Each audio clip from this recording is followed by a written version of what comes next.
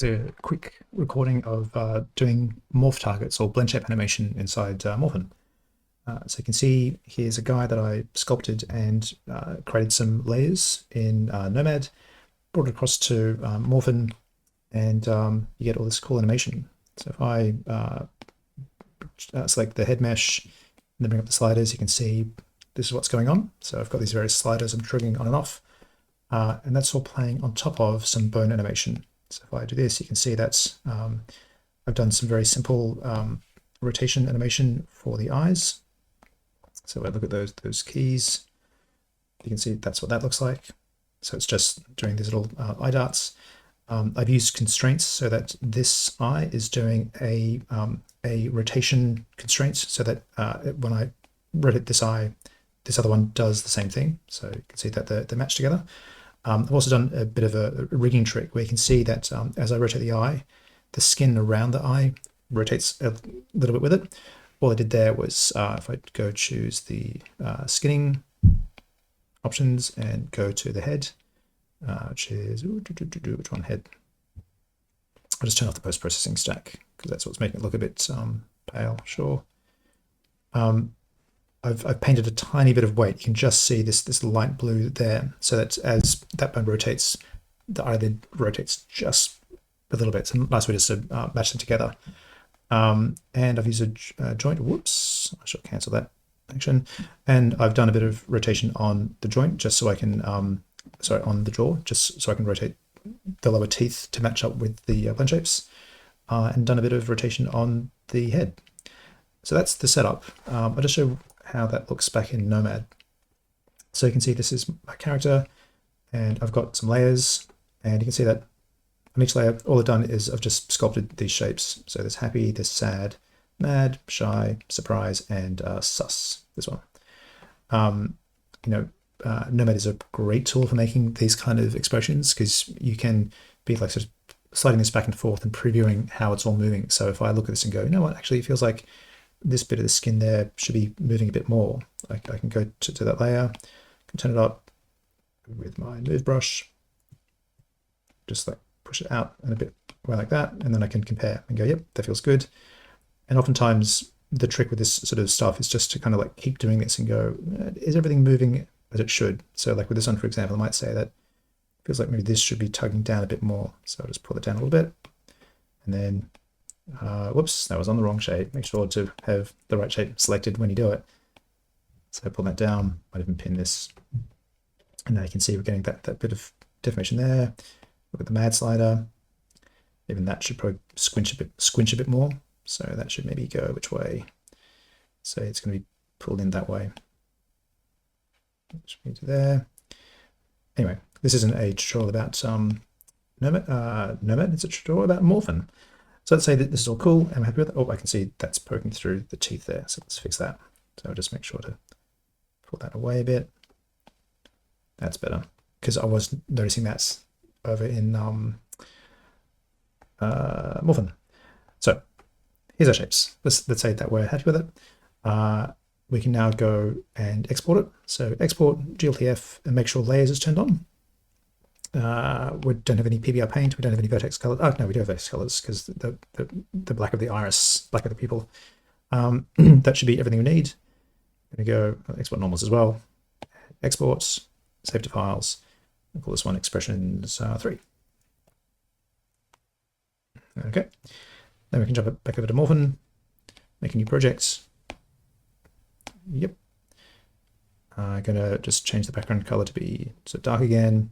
Turn off the grid, turn on gestures, and import. So import expressions 3. There he is. So because I exported normals out of Nomad, the normals here look correct out of the box. Before I didn't, and it looked weird. You can fix it by if you choose the mesh and go to the head and turn on smooth shading when you first bring in the model. But this looks better out of the box, which is awesome. And so now that I've got the head selected, I would go through and rig it first. So, make a neck, a head, a jaw, skin it up, do all that jazz. I'm not going to bother because this is just about the morph targets. But you can go to the morph panel here, and here's my sliders. And all you do is you just get yourself into morphing keyframing mode there, and you set keys. So I'm going to open up this panel and pin it, and I'm going to set a key at the start. So this is where I'm going to start with.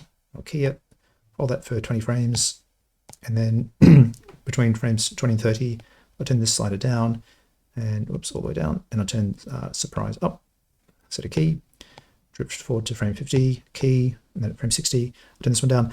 There are a few little things to be aware with, not huge bugs, but just things to be cautious about.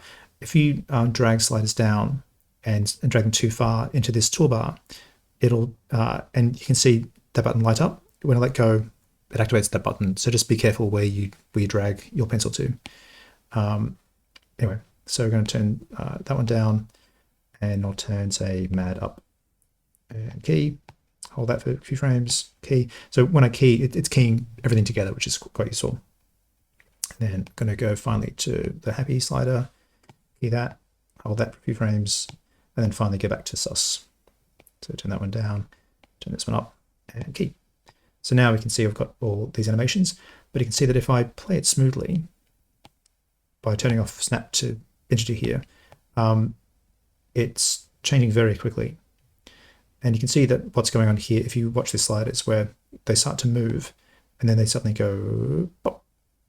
And that is explained in the graph editor.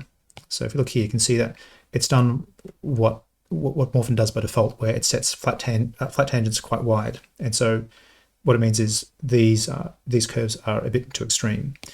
Normally that's easily fixed by, you just choose when you're doing rotation, you just choose rotation over here and go compute tangents. With blend shapes, this is the other minor annoyance. You have to do it for every channel. So for happy, going to go compute all tangents. Then for sad, mad, shy. I didn't key them all, but it's faster just to do them all in one hit. So now that they're all computed, I should be able to play that back. And it looks nice and smooth. So that's pretty cool.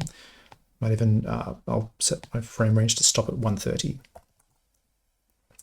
Then the other trick you can do, which I was quite pleased to see works here, this is a trick that I would do in my back 1,000 years ago when I was animating, is you can often drive blend shapes a little bit above 100 and a little bit below 0, which just gives you like a bit of a bounce in and out of the shape. So I'll show you what I mean by that. So if I go to this shape, and you can see these are the tangents over here. I'm just going to lift this up so that this kicks up to about sort of 1.1. So it means that I'm now applying this shape at 110% just for a few frames, and then I quickly bounce it back down. So if I play that through, you see that it goes into like a bit of a shape, a bit of sort of an extra version of that shape, and then comes back down. And I'm going to do that for all these shapes. So they bounce in, they bounce out, in, out. Maybe I'll make this one like really extreme just to see what it looks like. So like that, but then bounce out quickly. And this one, I'll try and smooth this off so that it looks like it's going to blend back in with the start of the animation. And that looks like this. So it's just like a little bit softer. You see like a little rip thing, which is pretty cool. But yeah, so blend shape animation, morph target animation, shape key animation as it's called in Blender, very straightforward in Morphin, and it's really good fun.